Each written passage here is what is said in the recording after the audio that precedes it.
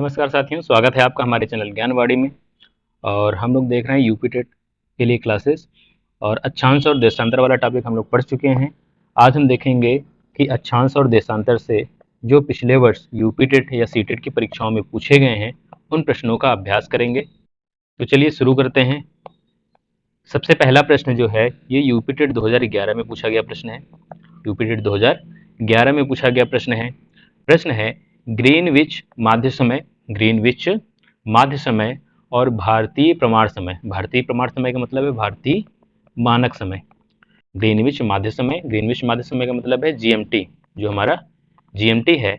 और जो भारतीय मानक समय है के बीच समयांतराल कितना है, के बीच कितना समयांतराल है। तो हम जानते हैं कि जीएमटी जो है, जीएमटी से जो भारत का मानक समय है वो 5.5 घंटा आगे है। कितने घंटे आगे है? 5.5 घंटे आगे है। तो यहाँ पे देखा जाए कि दोनों के बीच समय अंतराल कितना है, तो जीएमटी जो है ये हमारी है 0 डिग्री की जो देशांतर रेखा है जिसे हम बोलते हैं ग्रीनविच माध्य समय। और 5.5 घंटे आगे जो हमारा मानक समय है जो कि है 82.5 डिग्री की रेखा जो पूर्व में है देशांतर रेखा, इसे हम बोलते हैं भारतीय मानक समय की रेखा। तो दोनों के बीच कितने का समय अंतराल है? दोनों के बीच समय अंतराल है 5.5 घंटे का। तो उत्तर इसका हो जाएगा पहले का ऑप्शन बी। ठीक। इसके बाद दूसरा प्रश्न है, कह रहा है कि भूमध्य रेखा नहीं गुजरती है। भूमध्य रेखा नहीं गुजरती है कब पूछा गया है? यूपी टेट 2011 में पूछा गया है। हमें देखना है कि जो भूमध्य रेखा है जिसे हम विषुवत रेखा भी बोलते हैं, जिसे हम क्या बोलते हैं? विषुवत रेखा भी बोलते हैं। ये हमारी है 0 डिग्री की रेखा। इसी को हम क्या बोलते हैं? इसी को हम बोलते हैं भूमध्य रेखा और इसी को हम बोलते हैं विषुवत रेखा। हमने बताया था कि जो भूमध्य रेखा है यह किस किस महाद्वीप से होकर गुजरती है? तो ये उत्तर अमेरिका, अफ्रीका और एशिया के द्वीपों से होकर गुजरती है। तो जो भूमध्य रेखा जो 0 डिग्री की रेखा है यह कहाँ कहाँ से गुजरती है? उत्तर अमेरिका से होकर गुजरती है, अफ्रीका से होकर गुजरती है और एशिया महाद्वीप से होकर गुजरती है। तो कहाँ से नहीं गुजरती? हमें देखना है कि भूमध्य रेखा कहाँ से नहीं गुजरती है। उत्तर अमेरिका से होकर गुजरती है, सही है, उत्तर अमेरिका से होकर गुजरती है। दक्षिण अमेरिका से होकर नहीं गुजरती है, अफ्रीका से होकर गुजरती है। तो हमें देखना है कहाँ से नहीं गुजरती है। तो उत्तर हमारा हो जाएगा ऑप्शन बी, दक्षिण अमेरिका से जो है ये भूमध्य रेखा होकर नहीं गुजरती है। इसके बाद तीसरा प्रश्न है, मकर रेखा है। मकर रेखा किसे कहते हैं? मकर रेखा कौन सी है? यूपी टेट 2017 में पूछा गया है। तो हमने बताया था कि मान लीजिए ये आपकी पृथ्वी है। पृथ्वी में ये हो गई आपकी 0 डिग्री की रेखा जिसे हम बोलते हैं भूमध्य रेखा या विषुवत रेखा। इसी को हम क्या बोलते हैं? भूमध्य रेखा या विषुवत रेखा। उत्तर की ओर जो 23.5 डिग्री की रेखा होती है, उत्तर की ओर जो 23.5 डिग्री की रेखा होती है इसे हम बोलते हैं कर्क रेखा। इसे हम क्या बोलते हैं? कर्क रेखा। और दक्षिण की ओर जो 23.5 डिग्री की रेखा होती है इसे हम बोलते हैं मकर रेखा। क्या बोलते हैं? मकर रेखा। तो 23.5 डिग्री जो साउथ में रेखा है उसे हम क्या बोलेंगे? मकर रेखा।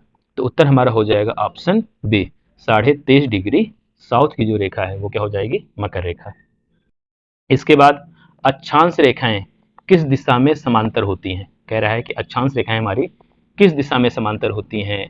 तो देखिए, पृथ्वी पर स्थानों के निर्धारण के लिए 2 प्रकार की रेखाएं होती हैं। एक होती है हमारी ऊर्ध्वाधर रेखाएं जिन्हें हम बोलते हैं देशांतर रेखाएं। किन्हें क्या बोलते हैं? देशांतर रेखाएं।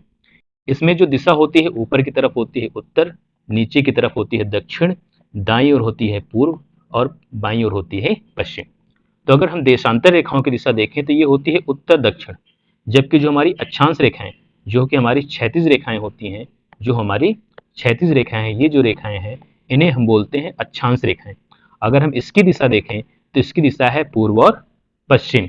तो जो हमारी अक्षांश रेखा है ये किस दिशा में समांतर होती है? तो ये होती है पूर्व और पश्चिम दिशा में समांतर होती है। तो उत्तर इसका हो जाएगा ऑप्शन बी।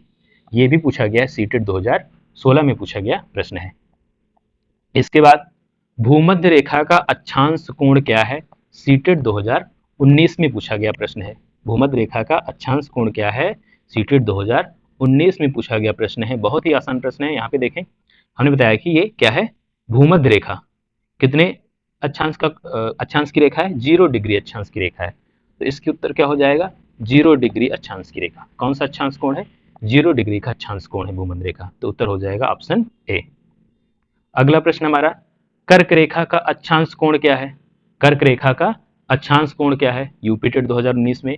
फिर हम चलते हैं पीछे वाले चित्र में। यहाँ पे देखें, हमने बताया 23.5 डिग्री जो उत्तर की रेखा है इसे हम बोलते हैं कर्क रेखा। 23.5 डिग्री जो उत्तर की रेखा है वो क्या है? कर्क रेखा है। तो यहाँ पे देखें, कर्क रेखा 23.5 डिग्री उत्तर, ये हमारी क्या हो जाएगी? कर्क रेखा का अक्षांश कोण हो जाएगा। तो उत्तर हमारा हो जाएगा ए। 23.5 डिग्री दक्षिण में कौन सी रेखा होती है? मकर रेखा होती है। 23.5 डिग्री दक्षिण में कौन सी रेखा होती है? मकर रेखा होती है। 66.5 डिग्री उत्तर में कौन सी रेखा होती है? अगर हम देखें तो ये हमारी थी विषुवत रेखा 0 डिग्री की, ये हमारी थी कर्क रेखा 23.5 डिग्री की, और जो 66.5 डिग्री की रेखा होती है इसे हम बोलते हैं आर्कटिक रेखा या आर्कटिक वृत्त।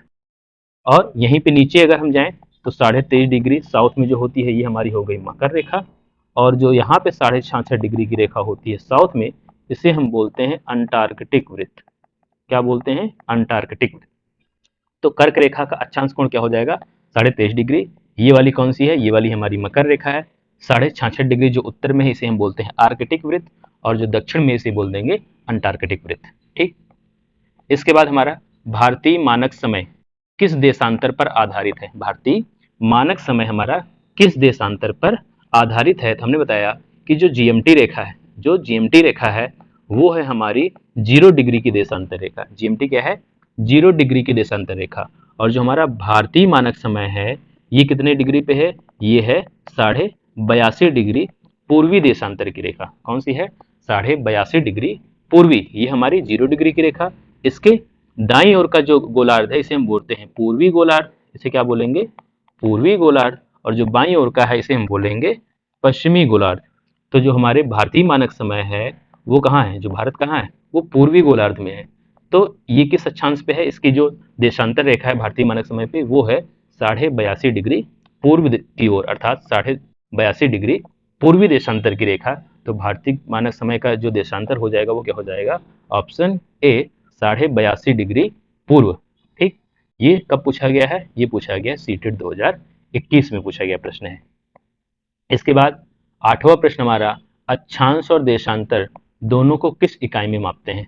तो जब हम परिभाषा बता रहे थे तो वहां पे हमने बताया था कि अक्षांश और देशांतर दोनों क्या है? कोणीय दूरी है। दोनों कौन सी दूरी है? दोनों है हमारी कोणीय दूरी। आधा अक्षांश जो है वो भूमध्य रेखा या विषुवत रेखा से मापी गई कोणीय दूरी है, जबकि जो देशांतर रेखा है वो जो है वो 0 डिग्री के देशांतर रेखा से मापी गई कोणीय दूरी है। इसका मतलब है कि हम इसे किस में मापेंगे? किस इकाई में मापेंगे? इसको हम मापेंगे डिग्री में मापेंगे। किस में मापेंगे? डिग्री में मापेंगे। यूपी टेट 2016 का प्रश्न है। तो उत्तर हमारा हो जाएगा बी। अगला प्रश्न देखें, देशांतर रेखाएं ध्रुवों पर कैसे मिलती हैं? यूपी टेट 2021 में पूछा गया प्रश्न है। समांतर काटती हैं, एक दूसरे को काटती हैं, पूर्व पश्चिम चलती हैं, भूमध्य रेखा पर मिलती हैं। ऑप्शन ए क्या है हमारा? समांतर रहती हैं। तो समांतर कौन सी रेखाएं रहती है? अगर हम देखें तो जो हमारी अक्षांश रेखाएं हैं, जो हमारी अक्षांश रेखाएं हैं वो होती हैं एक दूसरे के समांतर। अक्षांश रेखाएं जो क्या होती हैं? अक्षांश रेखाएं जो हैं वो एक दूसरे के समांतर होती हैं। तो ये हमारा नहीं होगा। इसके बाद एक दूसरे को काटती हैं। यहाँ पे देखें जो देशांतर रेखाएं हैं वो उत्तर से दक्षिण चलती हैं। कहाँ से चलती हैं? उत्तर से दक्षिण में। और अगर हम उत्तरी ध्रुव या दक्षिणी ध्रुव पर देखें तो इस प्रकार से अक्षांश रेखाएं जो हैं वो मिलती हैं। कहाँ पे मिलती हैं? ध्रुवों पर मिलती हैं। तो अगर हम देखेंगे तो ये हमें काटती हुई प्रतीत होती हैं। जैसा लग रहा है कि ये जो है देशांतर रेखाएं वो एक दूसरे को काट रही हैं। तो कैसे होती हैं? ध्रुवों पर कैसे मिलती हैं? एक दूसरे को काटती हुई मिलती हैं, अर्थात एक दूसरे पर मिलती हैं, एक दूसरे को काटती हैं। पूर्व से पश्चिम चलती हैं तो नहीं, ये हमारा पूर्व है, ये हमारा पश्चिम है। पूर्व से पश्चिम जो चलती हैं ये कौन सी रेखाएं होती हैं? ये होती हैं अक्षांश रेखाएं। कौन सी रेखाएं होती हैं? अक्षांश रेखाएं। भूमध्य रेखा पर मिलती हैं, ये भी उत्तर हमारा गलत है। तो हमारा उत्तर क्या हो जाएगा? ऑप्शन बी, देशांतर रेखाएं ध्रुवों पर कैसे मिलती हैं? तो ध्रुवों पर एक दूसरे को काटती हुई मिलती हैं। इसके बाद हमारा अंतिम प्रश्न है आज का, दो देशांतर रेखा के बीच समय का अंतर कितना होता है? कब पूछा गया? यूपी टेट 2017 में पूछा गया है। तो दो देशांतर रेखाओं के बीच का जो अंतर होता है वो होता है 1 डिग्री का अंतर। ठीक। कितने के अंतर? 1 डिग्री का अंतर। तो अगर हम देखें, हमने बताया कि पृथ्वी जो है वो 24 घंटे में कितना घूमती है? 360 डिग्री घूमती है। तो 1 घंटे में कितना घूमेगा? 1 घंटे में घूमेगा 360/24। इसका मतलब है 1 घंटे में जो पृथ्वी घूमेगी वो कितने डिग्री घूमेगी?